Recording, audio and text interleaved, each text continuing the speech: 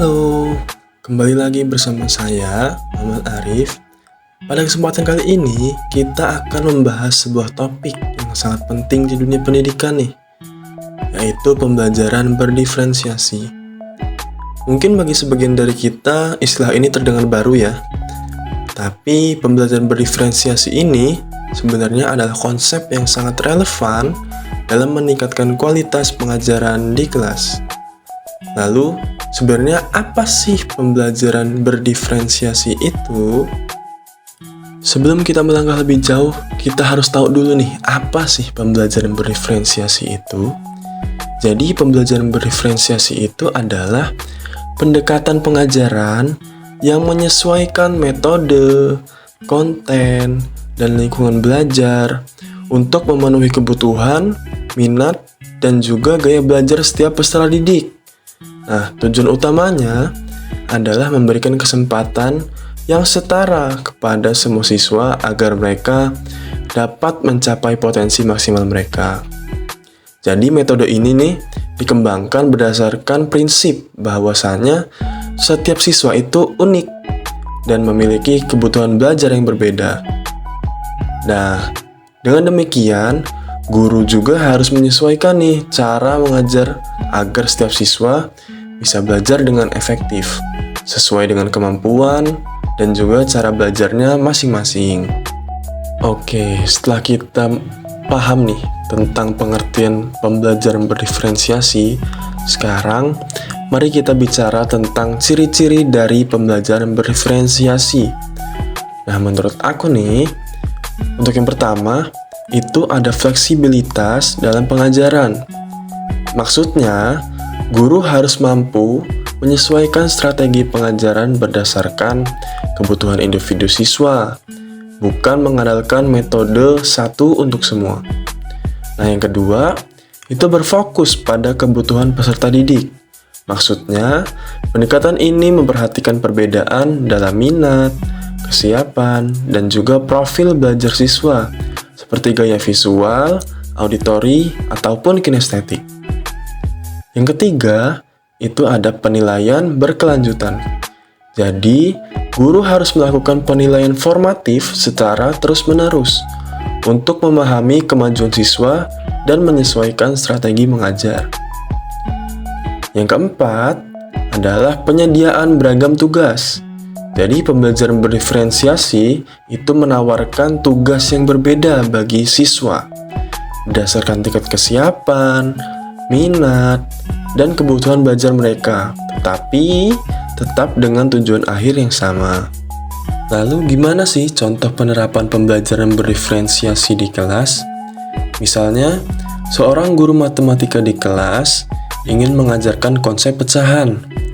Nah, beberapa siswa sudah menguasai konsep dasar, sementara yang lain masih berjuang dengan konsep-konsep yang sederhana. Dalam pembelajaran berdiferensiasi, guru dapat membuat kelompok belajar. Kelompok yang sudah memahami akan diberikan tugas lanjutan, seperti soal cerita yang lebih kompleks. Sementara siswa yang masih kesulitan, diberikan bantuan tambahan dan juga penjelasan visual, atau menggunakan alat peraga seperti kue atau potongan pizza untuk memudahkan pemahaman peserta didik. Pembelajaran berdiferensiasi bukan hanya sekedar pendekatan, tetapi juga didukung oleh beberapa teori. Nah, salah satu yang terkenal adalah teori multiple intelligence dari Howard Gardner. Howard Gardner menjelaskan bahwa manusia memiliki kecerdasan yang beragam, seperti kecerdasan linguistik, matematis, spasial, kinestetik, musikal, interpersonal, intrapersonal, dan naturalis. Dalam konteks pendidikan, teori ini menjadi dasar bahwa setiap siswa bisa belajar dengan cara yang berbeda sesuai kecerdasannya. Selain itu, ada juga nih teori dari Vygotsky tentang Zone of Proximal Development atau ZPD yang menekankan pentingnya memberikan tantangan belajar yang berada di antara apa yang bisa dilakukan siswa secara mandiri dan apa yang bisa mereka capai dengan bantuan atau bimbingan. Nah, jadi teman-teman, Pembelajaran berdiferensiasi ini adalah solusi yang tepat untuk menciptakan pembelajaran yang lebih inklusif, responsif, dan juga efektif. Dengan pendekatan ini, kita tidak hanya mengajar untuk rata-rata, tetapi juga untuk setiap individu dalam kelas. Oke, terima kasih telah mendengarkan. Semoga informasi ini bermanfaat bagi para pendengar, terutama yang bergerak di bidang pendidikan. Sampai jumpa. Di kelas ini kita semua ada, beragam cara, beragam rasa. Ada yang suka gambar dan cerita, ada yang senang berhitung angka.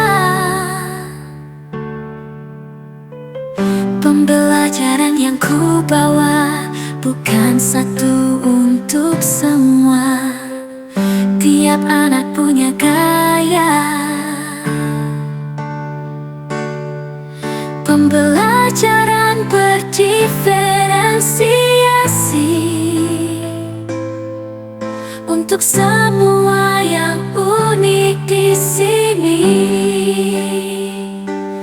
Beri ruang untuk ekspresi, karena semua istimewa, istimewa. Ada yang belajar lewat musik, yang lain lebih suka praktek asik. Aku paham tiap anak berbeda, dan itulah yang buat kita kaya. Tiap siswa punya potensi, tak sama tapi